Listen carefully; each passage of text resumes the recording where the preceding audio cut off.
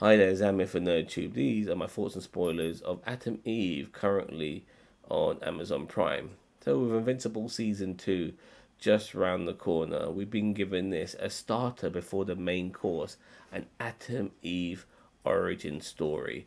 And I have to say that I was not expecting this, let alone did I want this, but I'm glad I got this because it reminded me of what Invincible and this show is all about.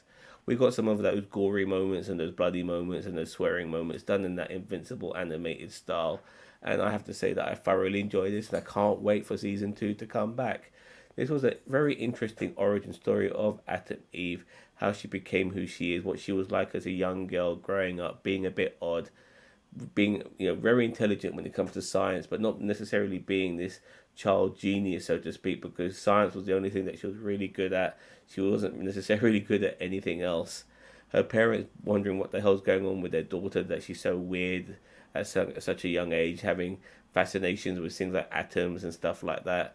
But it all makes sense, obviously. For us, it definitely does. And then her discovering her powers eventually and coming across people in her life who knew her, before she was born, her real parents, so to speak, and the government agencies that want to take control of her as well. It's a whole mishmash of various things in this particular origin story. I have to say that I was a bit concerned I might not like this if I didn't get my Omni Man and all these other particular characters, and we do get them in this episode as well, but they're only there as window dressing, so to speak, just to remind you of the universe that we're in, the world that we're in. Because this is Atom Eve's origin story, and it does get a little bit long winded at certain times. Maybe you could have shaved a minute or two here or there, but overall, it was pretty good. But what this got me thinking is that it would be nice in the future for us to get maybe more stories about other characters in this universe, whether we're in space or we're down here on Earth.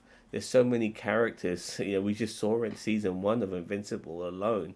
Whether it be more ground-based superheroes and villains, or the more extraordinary ones.